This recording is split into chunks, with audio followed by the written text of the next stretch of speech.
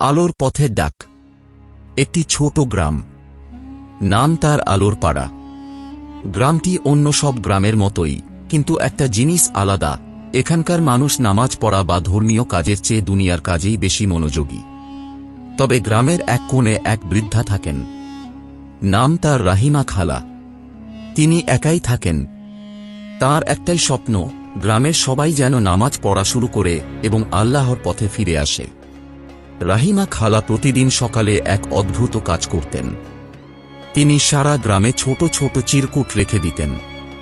চিরকুটে লেখা থাকত, আল্লাহ তোমাকে ডাকছেন, তুমি কি শুনতে পাচ্ছ? শুরুতে গ্রামের লোকেরা এসব নিয়ে হাসাহাসি করত। কেউ বলতো বুড়ি পাগল হয়ে গেছে, কেউ আবার এসব চিরকুট কাগজের মতো ব্যবহার করে ছুঁড়ে ফেলত। কিন্তু রাহিমা খালা হাল ছেড়ে দেননি। তিনি প্রতিদিন নতুন করে কাজটা চালিয়ে যেতে থাকলেন। একদিন গ্রামের যুবক আরিফ রাস্তায় একটা চিরকুট পেয়ে কৌতূহলবশত বাড়ি নিয়ে গেল। রাতে চিরকুটটা দেখতে দেখতে তার মনে পড়ল ছোটবেলার কথা। বাবা তাকে নামাজ শিখিয়েছিলেন, কিন্তু এখন তিনি অনেক দূরে চলে গেছেন। সেই রাতে আরিফ ঘুমাতে পারল না। ভোরের আলো ফোটার আগে মসজিদে চলে গেল।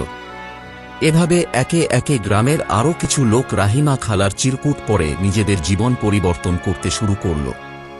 গ্রামের মসজিদ, যা আগে ফাঁকা থাকত, একদিন দেখা গেল সেখানে লোকজনের ভিড়। রাহিমা খালা সেদিন খুশিতে কাঁদলেন, কিন্তু কেউ জানত না এই পরিবর্তন তিনি দেখার জন্যই বেঁচেছিলেন। কয়েকদিন পর তিনি মারা গেলেন। তবে মারা যাওয়ার আগের দিন তিনি আরেকটা চিরকুট লিখেছিলেন। তাতে লেখা ছিল, যদি তুমি একবার আল্লাহর পথে আসতে পারো, জানবে তোমার জীবনের আসল উদ্দেশ্য পূর্ণ হয়েছে। গ্রামের লোকেরা সেই চিরকুট আজও যত্ন করে রেখে দিয়েছেন।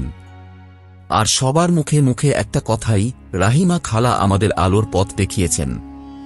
শিক্ষা। এই গল্পে একটি শক্তিশালী বার্তা আছে, একক ব্যক্তির প্রচেষ্টা পুরো সমাজকে বদলে দিতে পারে। তাই আমরা সবসময় ভালো কাজ করার চেষ্টা করব।